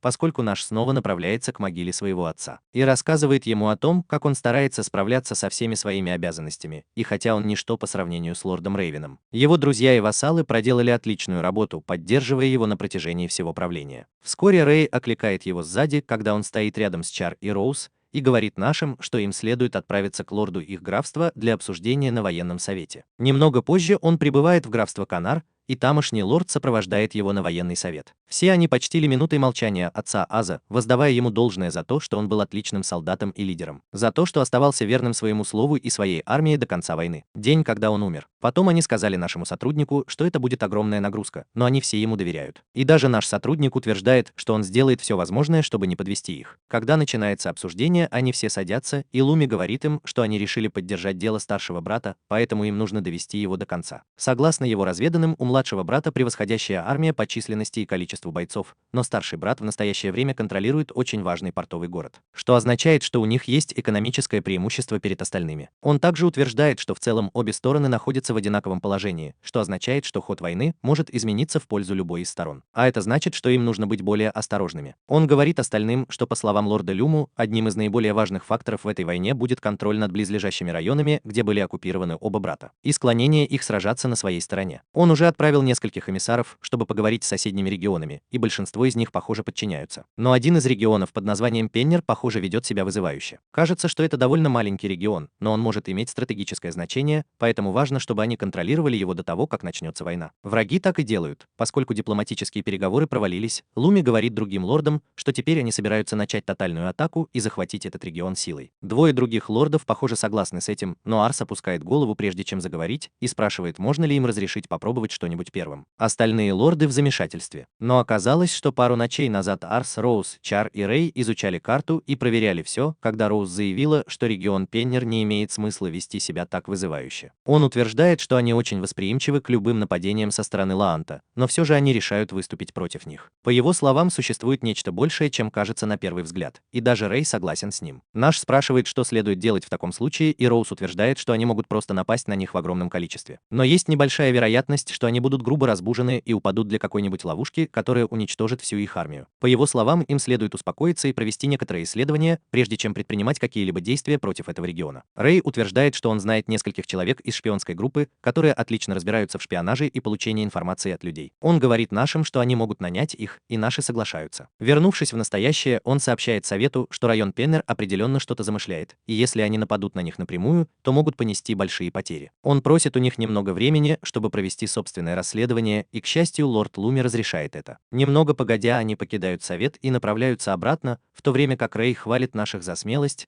как вдруг их окликает группа детей. Наши внезапно понимают, что все эти дети те же самые, о которых раньше Чар заботилась в одиночку. Но теперь они достаточно выросли, чтобы покинуть гнездо и позаботиться о себе самостоятельно. К нему подходит пожилая женщина, управляющая приютом, и тепло приветствует его, прежде чем поблагодарить за все, что он сделал. Оказывается, нам удалось выделить средства на строительство огромного приюта с целью принять как можно больше детей. Он говорит ей, что все они усердно работали в приюте. Шар подбегает к детям и спрашивает, что они собираются делать дальше, и похоже, у всех у них свои планы. Один из детей хочет стать солдатом, а другой служанкой в замке. Еще одному ребенку нравится работать в пекарне, а последний хочет заниматься сельским хозяйством, поскольку это его интересует. Все они оборачиваются к нашему ребенку и благодарят его за все, что он сделал. Но наш ребенок говорит им, чтобы они поблагодарили Чар, потому что именно она отправляет большую часть своей зарплаты в детский дом, чтобы у детей было все, что они когда-либо хотели. Чар подходит к нам и рассказывает, что в тот день, когда она шла рядом с нами, она была очень смущена, так как не знала, брать ли с собой детей или нет. Но она думает, что приняла правильное решение, оставив их здесь, потому что в конечном итоге у них все получилось. Он оглядывается по сторонам и видит, что все счастливы, когда они играют в саду. Как вдруг он слышит, как кто-то сзади зовет его по имени, и, обернувшись, видит Лишу, стоящую прямо перед ним. Он выглядит совершенно сбитым с толку, так как морально не был готов к разговору с ней, и начинает заикаться, спрашивая, что она здесь делает. Она утверждает, что ее отец собирался приехать сюда на военный совет, поэтому она решила сопровождать его. И когда она услышала, что наш отец тоже здесь, она немедленно покинула свои покои, чтобы попытаться найти его. Она оглядывается вокруг, чтобы увидеть счастье вокруг себя, как вдруг к ней подходит молодая девушка и кладет свои грязные руки на ее королевское платье. Наша девочка сразу же начинает волноваться, думая, что Лиша очень расстроится и обещает купить ей новое платье. Но, к его удивлению, она, похоже, совсем не беспокоится и сразу же снимает туфли и начинает играть с детьми. В то время как Эрес думает о том, как ему повезло найти жениха, она мне нравится. В ту ночь они решили остаться в самом приюте, пока Лиша разговаривает с Эрес и Роуз, а Шар спит на кровати с детьми. Эрес рассказывает о том, как он планирует встретиться со шпионской группой под названием Тени и как он собирается попытаться проникнуть на территорию приюта. Враги добывают информацию. Лише все это кажется очень интересным, и она говорит нашему другу, что хочет составить ему компанию. Наш друг сразу же отказывается, утверждая, что это будет очень опасно. Но Лиша утверждает, что он тоже поедет, и более того, она полностью уверена, что Рэй защитит их, если что-нибудь случится. Наш друг не может ничего сказать в ее присутствии, поэтому он соглашается, утверждая, что заберет ее из дома на следующий день. Но у Лиши на уме что-то другое, поскольку она утверждает, что привезла сюда все свои вещи и что сегодня она будет спать здесь. Наш друг смущается и подходит, заявляя, что найдет для нее комнату, но она говорит ему, что хочет спать вместе. Вскоре Чар просыпается и говорит нашему другу, что они все должны спать вместе, и даже заставляет Роуз спать с ними. Бедный наш друг и Роуз едва могут заснуть всю ночь, когда на следующее утро Рэй приносит хорошие новости о том, что ему удалось поговорить с тенями, и они встретятся с ними сегодня. Они прощаются с людьми из приюта и начинают выходить вместе, в то время как Эрес благодарит Рэя за то, что он вступил в контакт с тенями. Он, кажется, рад этому, но также обеспокоен, поскольку утверждает, что недавно старый лидер этой организации ушел в отставку, и был назначен новый, более молодой лидер, который занимается всем, от шпионажа до заказных убийств. Он сказал нашим, что новый руководитель довольно компетентен, но берется только за ту работу, которая ему интересна. Наши сказали ему, что они должны предложить ему хорошие деньги, поскольку лорд Луми оказал им доверие. Но Рэй утверждает, что дело вовсе не в деньгах. В конце концов, они заходят в таверну, где дородный мужчина говорит им убираться, так как они сыты. Наш друг в замешательстве, но Рэй выходит вперед и говорит ему кодовое слово. Мужчина сразу же сообщает им, что столик только что освободился,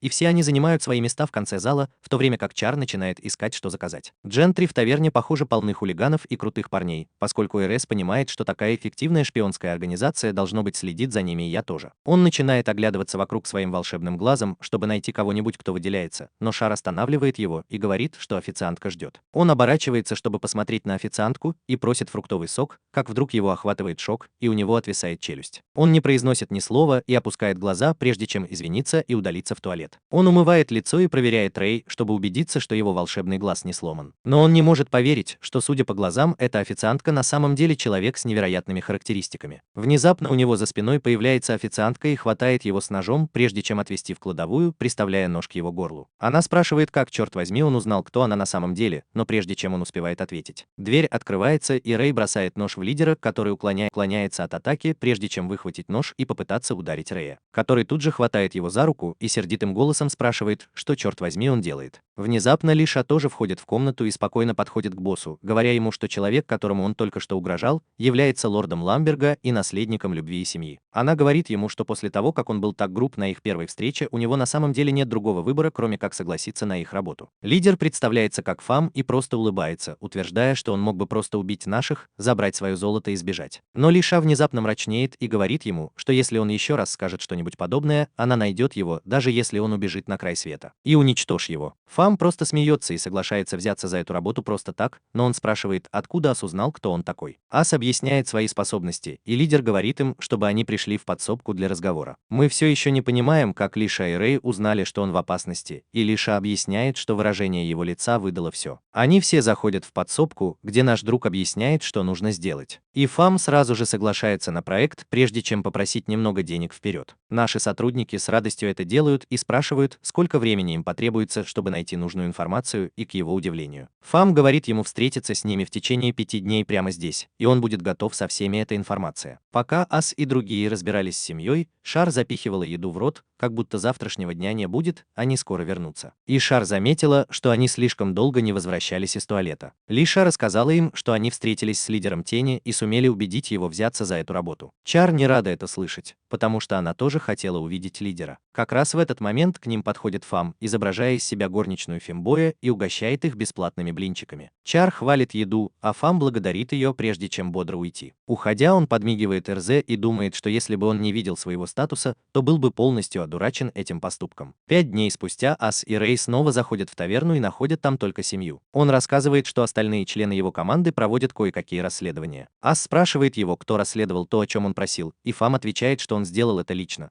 потому что это показалось ему интересным. Наш сотрудник снова просматривает его статистику и замечает, что хотя его интеллект слишком высок, его командный показатель средний. Затем Фам сообщает нашему сотруднику, что расследование прошло успешно, и он рад это слышать. Он хочет знать, как Фам смог завершить расследование за такое короткое время. А он только ухмыляется, говоря, что это коммерческая тайна. Затем он раскрывает причину, по которой округ Перин не поддерживает первого принца. Фам дает Руперту документ, который оказывается документом о союзе с подписями и печатями всех дворян, присягнувших на верность младшему сыну герцога. Там также есть печать округа Перин, но Рэй признает, что есть также печать округа Масса, территории с большим населением. Рэй объясняет, что у округа Масса очень сильная армия, и к какой бы стороне они ни присоединились, у них будет явное преимущество в войне. Округ Масса присягнул на верность старшему сыну Корану, но теперь, когда их имя значится в документе о союзе с другой стороной, все должно измениться. Все становится сложнее. Рэй говорит нашим, что если эта бумага подлинная, то это означает, что округ Масса предает их. Наши спрашивают, зачем им это делать, но семья не может дать ему ответа. Рэй считает, что при таких темпах они находятся в явно невыгодном положении, и если они нападут на Перина, Масса контратакует и разгромит их. Затем Рэй поворачивается к Фаму и спрашивает его, настоящая ли бумага. Он знает, что Фам не может раскрыть свою коммерческую тайну, но трудно поверить, что он заполучил в свои руки что-то настолько важное, независимо от того, какую технику он использовал. Семья заверила его, что бумага поступила прямо из дома главы провинции Перин. Что касается его способностей, то он отказывается делиться ими с кем бы то ни было, независимо от того, насколько он им доверяет. Рэй принимает его слова на веру, а затем извиняется за то, что сомневался в нем. Но семья не возражает против этого, поскольку это часть его работы. Мы очень впечатлены тем, как круто ведет себя семья, и считаем его настоящим ниндзя. Он достает деньги, чтобы заплатить ему, но семья говорит, что платить ему не нужно, потому что в прошлый раз он был груб с нашими. РС пытается настаивать. Но Фам не преклонен, он говорит мальчику, чтобы он рассматривал это как извинение и инвестицию. РС принимает его чувства и благодарит его за работу, обещая заплатить ему больше за следующую миссию. Сказав это, он говорит Рэю, что они должны немедленно сообщить Совету о предательстве в округе Масса. Когда лорд Луми получает документ Альянса, он первым делом ставит под сомнение его подлинность. После того, как наши специалисты подтвердят, что это действительно так, лорд Луми начинает задумываться о серьезности ситуации. Он велит своему помощнику немедленно отправить это сообщение ближайшим союзникам. Затем он хвалит наших, говоря, что если бы он не работал так усердно, они бы попали прямо в ловушку врага. Наши стараются вести себя скромно. Но затем ассистент Луми обнаруживает, что с документом Альянса что-то не так. Он ведет всех в офис, где сравнивает подпись главы МЭСа на документе Альянса с другим официальным письмом, которое у них есть. Он указывает на явные различия в печати и подписи и отмечает, что остальные печати и подписи кажутся подлинными. Наш сотрудник не в состоянии понять, что это значит, поэтому Луми говорит ему, что округ Месса не перешел на сторону младшего сына. Он предполагает, что жителей округа Перин обманом заставили поверить в поддельную подпись, и именно поэтому они перешли на сторону младшего сына. Мы и его друзья ошеломлены, услышав это, и Луми просит их довериться суждениям его помощника, потому что он разбирается в таких деталях. Наш использует свой навык оценки ассистента и обнаруживает, что хотя он обладает высоким интеллектом и наблюдательностью, эта информация не распространяется на его способности. Истинные способности. После этого наш хочет знать, зачем кому-то понадобилось прибегать к очевидной лжи, которая вскоре будет раскрыта. Рэй считает, что это была просто уловка, чтобы выиграть время, и даже Роуз с ним согласна. Роуз считает, что враг пытается использовать Перина как плацдарм, позволяя им встретиться со своими силами первыми. Таким образом, основные силы противника останутся невредимыми даже после окончания битвы. Луми выяснил еще кое-что. Он считает, что вражеские силы охотятся за взрывающимися монолитами, которые можно найти только в округе Перин. Это чрезвычайно редкие и мощные магические камни, которые можно использовать для произнесения мощных заклинаний и создания мощного оружия. Выслушав все это, Роза считает, что им не следует вторгаться в Перин. Он объясняет, что поскольку изначально предполагалось, что Перин будет на их стороне, если они будут сопротивляться, то попадут прямо в ловушку младшего сына. Он считает, что лучший способ для них – рассказать Перину правду и заставить его стать их союзником. Луми считает, что это хорошая идея, но он отправил Перину множество сообщений, но пока не получил ни одного ответа. Ну что же, у гениального стратега есть план и на этот счет. Первый наш сотрудник посещает главу округа Масса с документом Альянса, и он потрясен, увидев, что кто-то подделал его печать и подпись. Он клянется, что это подделка, потому что он не подписывал такой документ. Наши отвечают, что они уже ожидали этого, а поддельный документ о союзе был создан младшим сыном, чтобы обманом заставить Перина присоединиться к ним. Он просит графа Массу написать официальное письмо, в котором сообщить Перину, что подпись поддельная. Но он слишком взбешен и решает лично отправиться туда и устранить недоразумение. Несколько дней спустя Арс приходит к главе Перина с документом Альянса. Вождь решает узнать о документе Альянса позже и первый спрашивает его о цели его визита. Арс говорит, что его территория хочет присоединиться к Перину и поддержать второго сына, узнав о том, что графство Масса вступило в союз с ними. Вождь очень рад это слышать, и Арс добавляет, что даже лорд Луми планирует покинуть лагерь первого сына и присоединиться к ним. Он говорит, что такие маленькие территории, как они, всегда должны стремиться быть на стороне победителя. И вождь впечатлен его мудростью. Он решает принять Аза в качестве союзника и подходит к нему, говоря, что поговорит со вторым сыном Басой о том, чтобы позволить ему присоединиться к ним. Он протягивает руку для рукопожатия. Но наш сотрудник говорит, что перед этим он хочет убедиться в подлинности документа Альянса. Шеф полиции сказал ему, что лорд Босса вручил его ему лично. Так что оно должно быть подлинным. Затем Арс начал рассказывать о том, как графство Масса было лояльно лорду Карану, и предательство его так внезапно показалось ему несвойственным. Он добавляет, что даже если они думают, что лорд Босса имеет преимущество в предстоящей войне, выбор в пользу союза с ним приведет к тому, что они будут окружены врагами со всех сторон. Арс говорит, что верить во что-то без тщательного изучения – это глупо. И шеф понимает, что он никогда не планировал переходить на его сторону и написал письмо только для того, чтобы попасть сюда. Он приказывает своим солдатам убить его, но Рэй быстро переходит к активным действиям и останавливает солдат, смерив их убийственным взглядом за то, что они даже помышляют о причинении вреда его хозяину. Наш герой приказывает всем остановиться и уверяет вождя, что они здесь не для того, чтобы сражаться, а для того, чтобы сказать ему что-то очень важное. Вождь-родитель не верит ему, но затем он подает знак второму парню, который находится рядом с ним, и тот снимает свой плащ. Оказывается, что этот парень сам глава округа Меса. И все сходят с ума, когда видят его. Граф Масса заявляет, что документ о союзе – фальшивка, и он никогда его не подписывал. Он спрашивает родительского шефа, хочет ли он все еще присоединиться к боссу, узнав все это. Он нервно говорит, что, узнав правду, он хочет встать на сторону лорда Карана, но тот уже предавал его раньше. Он беспокоится, что лорд Каран не примет его сейчас. Граф Масса считает, что его опасения вполне обоснованы. Затем он говорит ему, что поскольку на их территории проживает большое население, это делает их сильными, но это также означает, что есть больше людей, которых нужно защищать. Он настаивает на том, что любой лорд хотел бы этого. Но это вина лорда Перина, что он был одурачен и чуть не привел свой народ к гибели. Затем граф Масса говорит, что поскольку именно мы проинформировали его об этом деле, он хочет оставить окончательное решение за собой. Наш человек выходит из себя, потому что он не был готов к этому. Но взяв себя в руки, он говорит, что ошибаться свойственно только человеку. Он говорит, что не хочет лишать лорда Перина жизни только из-за одной ошибки. Он улыбается и добавляет, что рад, что им удалось решить этот вопрос без какого-либо насилия. Он говорит лорду Перину, что это его второй шанс, и просит его присоединиться к ним. Старик с благодарностью принимает его предложение и обещает быть полезным им в войне. Все довольны таким решением, и граф Масса решает отправиться домой,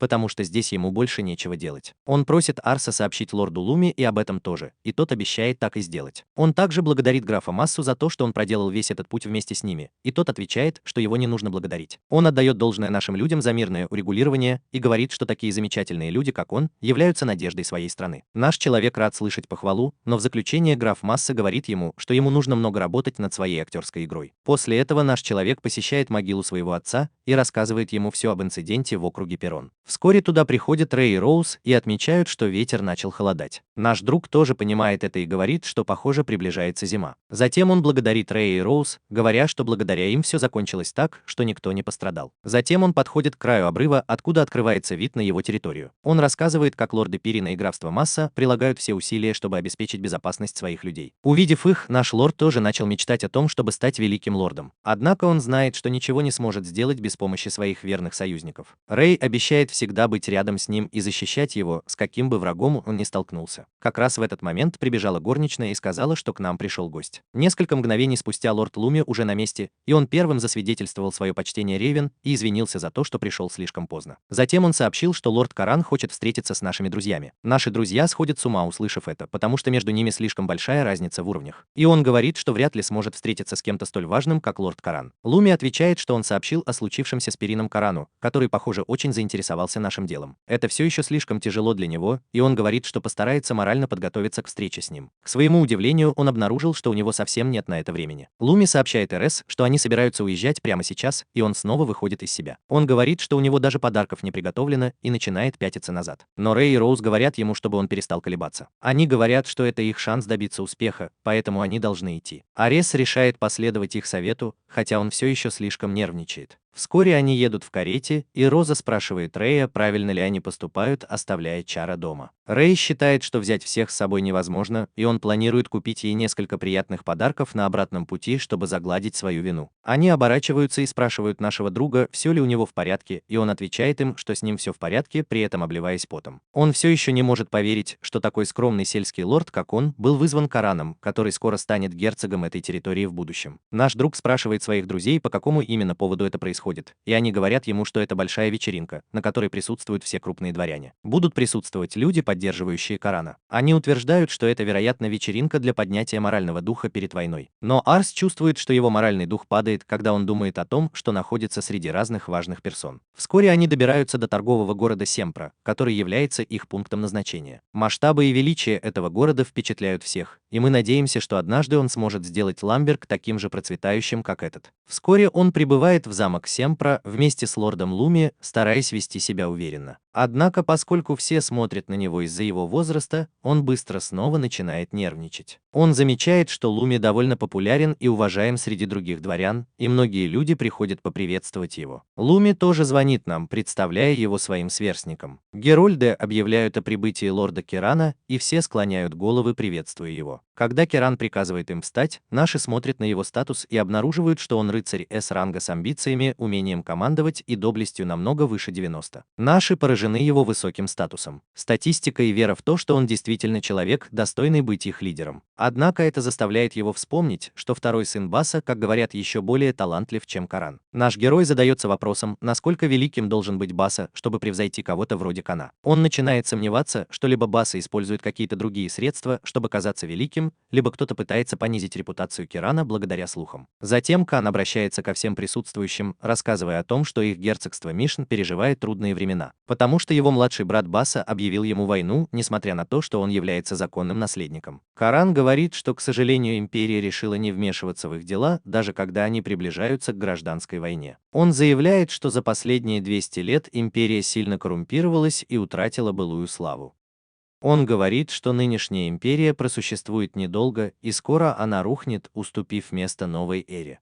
Коран заявляет, что когда он выиграет войну с Басой, он станет правителем миссии и провозгласит ее нацией миссии. Все поражены его высокими амбициями и задаются вопросом, планирует ли он объявить миссию свободной нацией после обретения независимости от империи. Коран говорит, что побеждать в войнах и создавать нацию – нелегкие подвиги, но с силой и блеском каждого присутствующего в комнате он способен на это. Уверен, что ничто не сможет их остановить. Он вскидывает кулак в воздух, говоря, что они обязательно победят, и все аплодируют вместе с ним. После этого Кин начинает рассказывать о лорде Ламберге, который недавно добился чего-то удивительного. Он вызывает РС в центр и замирает, услышав это. Рэй и Роуз желают ему всего наилучшего и подталкивают его вперед, а затем РС, спотыкаясь, выходит вперед, прежде чем поприветствовать Карана. Каран подзывает его к себе, чтобы все могли видеть его лицо. Затем он кладет руку на плечо Аза и говорит, что именно он разоблачил бесстыдную уловку босса и помешал графству Перин перейти на его сторону. Все удивлены, услышав, что это сделал простой ребенок. Но Каран говорит, что возраст — это всего лишь цифры, и самое главное — это результат. Он говорит, что наш участник уже достиг большего, чем кто-либо другой, и просит всех поаплодировать ему. Луми начинает хлопать, и все один за другим присоединяются к нему. Наш ребенок сейчас взволнован, и ему остается только поблагодарить всех за эти аплодисменты. После этого начнется праздник, и наш ребенок будет занят тем, что поприветствует других дворян, которым он сейчас интересен. Рэй приходит туда с тарелкой полной еды, но стоит ему взглянуть на его лицо, и он понимает, что нашего ребенка тошнит после общения со слишком большим количеством незнакомцев. Он выходит на улицу подышать свежим воздухом и облокачивается на перила, размышляя о том, что общение и политика – отстой. Как раз в этот момент рядом с ним появляется Кан и спрашивает, хорошо ли он себя чувствует. Наши ребята сходят с ума, увидев его, а Киран говорит, что просто хотел с ним приятно поболтать. Кан утверждает, что слышал о том, что у нас есть несколько талантливых подчиненных, и Луми также очень хорошо отзывается о нем, что случается довольно редко. Наш человек волнуется и говорит, что он не представляет собой ничего особенного без своих подчиненных, и тогда Ток спрашивает его, что он думает о своих подчиненных. Наш человек пытался оценить всех дворян, с которыми он встречался ранее, но не нашел никого особенно примечательного. Теперь он задается вопросом, что же ему сказать лорду, и решает признаться во всем. Он извиняется перед Караном и говорит, что, похоже, среди дворян, которые ему служат, нет никого удивительного. Каран сурово спрашивает его, считает ли он, что его подчиненная лучше, чем он сам, и Рон уверенно отвечает, что так оно и есть. Каран начинает смеяться над этим, а затем говорит, что он прав. Он смотрит на дворян внутри и говорит, что они хорошие люди, которые серьезны и целеустремленны в достижении своих целей. Но им чего-то не хватает, когда речь заходит о способностях. Он говорит, что выиграть войну с теми человеческими ресурсами, которые у них есть, будет непросто. Наш сотрудник попросил его рассказать подробнее, и Каран сказал, что на другой стороне много талантливых людей. Он сказал, что даже если у них более сильная армия и больше денег, это не имеет смысла, если лидер некомпетентен. Затем Каран сказал, что именно по этой причине он действительно рад услышать о проделанной нами работе. Он сказал, что возлагает на него большие надежды, и мы можем только поблагодарить его. Затем Каран немного подумал и сказал нашим, что если они выиграют войну и он докажет свою состоятельность, он сделает его графом Канарским. Это выводит нашего из себя, и он спрашивает, что тогда будет с лордом Луми. Каран говорит, что планирует дать ему еще больший титул и территорию после войны,